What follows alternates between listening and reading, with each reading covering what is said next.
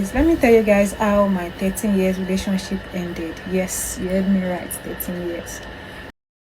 Ẹ̀yin èèyàn mi nílé, ẹ bẹ̀rù obìnrin o, ẹ bẹ̀rù obìnrin o, ẹ bẹ̀rù obìnrin o, tẹ́ ẹ bá bẹ̀rù obìnrin, ẹ wò ẹ farabalẹ̀, àṣírí míì tún ti tú lórí ọ̀rọ̀ Ṣẹ́gun Johnson. Òun àtọmọdébìnrin tó ní pé ó fi òun lẹ̀ lẹ́yìn ìgbà táwọn ti jọ ń date fún 13 years.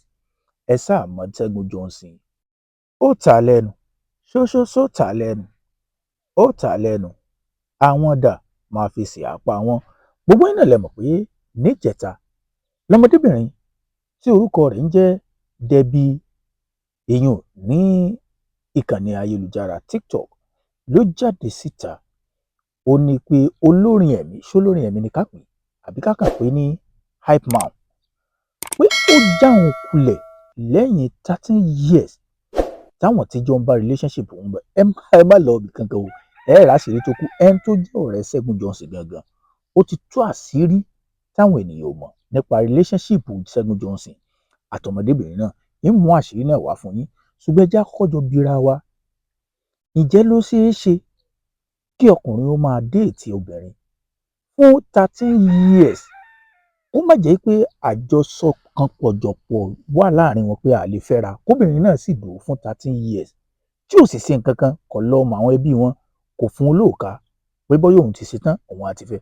Ṣùgbọ́n ẹ sá má ti lọ ibì kankan, kó tó tiẹ̀ di pé a máa sọ nǹkan kan, ẹ jẹ́ mú àṣírí tọ́rẹ̀ Ṣẹ́gun Johnson tó tú nípa relationship náà wá. Ẹ̀yin náà dẹ̀ mọ̀ pé ọmọdébìnrin náà sọ nínú fídíò rẹ̀, ó ní Ṣẹ́gun Johnson ló ní kóun máa bọ̀ láti ìlú Canada, kóun wá relocate sí Nàìjíríà látàrí pé káwọn ò lè jọ ṣègbéyàwó. Ó sọ àwọn oríṣiríṣi ọ̀rọ̀ tó jẹ́ pé èèyàn gan ò mọ̀ wò pé aláìda èèyàn ní Ṣẹ́gun Johnson. Kó tó wá di pájọ máa analyse ìròyìn èèyàn nílé, ẹ jẹ́ n kọ́kọ́ mú ohun tí ọ̀rẹ́ Ṣẹ́gun Johnson kákọ́jọ ká kájọ tú lédè Yorùbá abínibí wa, yín wà tún ṣàlàyé àwọn kankan. Mò ń bọ̀, ẹ má lọ ibì kankan, ẹ já wo ohun tó kọ. Ó yá jẹ́ n kà fún yín. Ó sọ pé you continuously forced yourself on him. Ó ní gbogbo ìgbà ló sáà máa ń tira rẹ̀ mọ́ Ṣẹ́gun lọ́rùn. Ẹ máa bá mi ká lọ o. That girl lie too much. Ó ní Debbie ìyẹn ti ń parọ́ jù. Ṣẹ́gun always told her he can't marry her. Ó ní gbogbo ìgbà ní Ṣẹ́gun ti máa ń sọ fún un pé n lè fẹ́ ọ fún 13 years ó sì yẹra kó bẹ́sẹ̀ rẹ̀ sọ̀rọ̀. Ibi tá ti blame Ṣẹ́gun náà ń bọ̀ o. Ẹ máa gbọ́ mi lọ o. Their last holiday to Mexico last year. Ó nígbà tí wọ́n jọ gbéra wọn lọ sílùú Mexico. Ìwọ náà ò ní èèyàn fẹ́, ó gbé lọ ìlú Mexico. Ẹ máa bá mi ká lọ èèyàn mi. Ṣẹ́gun still told her same thing. Ó ló tún sọ fún un pé n lè fẹ́ ọ, ìwọ náà sì gbé lọ ìlú Mexico. Ẹ lọ gbé nǹkan sí nǹkan, ẹ lọ jayé, ẹ lọ gbé lógo sí làgà, fẹ́ lòmíì tí ó fẹ́. Ṣẹ́gun still told her the same thing. Ó ní Ṣẹ́gun tún sọ fún un pé mi ò lè fẹ́ ọ níṣẹ́, ìwọ náà dẹ̀ ń jẹ mùkúndùn ẹ̀, ò sì ní í fẹ́. Ẹ wo ẹ máa bá mi ká lọ èèyàn mi nílé kájọ dájọ́ yìí, ẹ̀yin náà lẹ́ jàjọ́ ní comment section. She only went to Nigeria for makeup tutorial for 3 months. Ẹ̀yin náà mọ̀ pé ọmọdébìnrin náà sọ pé tóun fi wá Nàìjíríà ni pé Ṣẹ́gun Johnson ló ní kóun máa bọ̀ wá sí Nàìjíríà káwọn wá ṣe wedding. Ọ̀rẹ́ Ṣẹ́gun Johnson nírọ́ ni, tutorial makeup ló wá ṣe. And then came back to say she wanted to close to Ṣẹ́gun. Lẹ́yìn ìgbà tó dé Nàìjíríà gan tán ló tó lọ́dọ̀ Ṣẹ́gun pé mo tún fẹ́ ká tún jọ máa ṣe bá a ṣe ń ṣe. Ẹ máa bá mi ká lọ o, ẹ máa bá mi ká lọ. Meanwhile, Ṣẹ́gun has been very supportive to her. Ó ní Ṣẹ́gun ti máa ràn lọ́wọ́, ìwọ náà ò ní èèyàn fẹ́, ọ̀ ń ràn lọ́wọ́. Àwọn ọkùnrin gan tí a náà pọ̀ lórí tá a fẹ́ jẹ, lórí pé a fẹ́ jẹ mùkúndùn kódà ó yẹ kó o ti jọ ọmọ èkó ti máa lọ tipẹ́tipẹ́. Ẹ máa bá mi ká lọ. Supported her with school fees, ìwọ náà ò ní fẹ́, ọ̀ ń bá a sanwó sùkúù. Ẹ máa gbọ́ o. And rent here in the UK, ó tún bá a sanwó ilé ńgbà tó wà ní UK. Ìwọ náà Ṣẹ́gun, ó ti pọ̀ jù, obìnrin tó ò ní fẹ́ jẹ́ kó máa lọ. Paid for her rent on the Iceland. Kódà gbà tó tún wà lẹ́kọ̀ọ́ tún gbalé fún wọn náà. Green light ló ń fọ́mọ yẹn náà. green light ló ń fún ọmọ yẹn náà, ó ti pọ̀ jù náà, tó bá ṣe ìwọ náà ńkọ́. Ẹ jẹ́ ká jọ máa bá a lọ ẹ̀yin èèyàn mi. And even gave her money to set up herself. Ó tún fún un lówó kó fi dá business ilẹ̀. Ọmọ yẹn dẹ̀ sọ pé òun ti ń ṣiṣẹ́ ní UK. Ta ni ká gbàgbọ́ báyìí? I know so many things about our relationship. Ọ̀rẹ́ Ṣẹ́gun ó lóun mọ̀ tó pọ̀ nínú relationship òun. Ẹ wo, ẹ máa bá mi ká lọ o.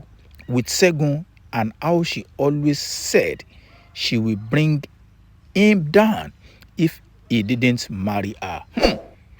Ó wá sọ ó lóun mọ̀ tó pọ̀ nínú relationship òun. Ó lọ́mọdébìnrin náà ti máa ń sọ pé kàkà kẹ́kọ̀ọ́ má jẹ́ sèse òun àti Ṣẹ́gun Johnson. Òun ò fi ṣe àwàdànù ni. Gbogbo ohun tó bá gbà lòun ò fún.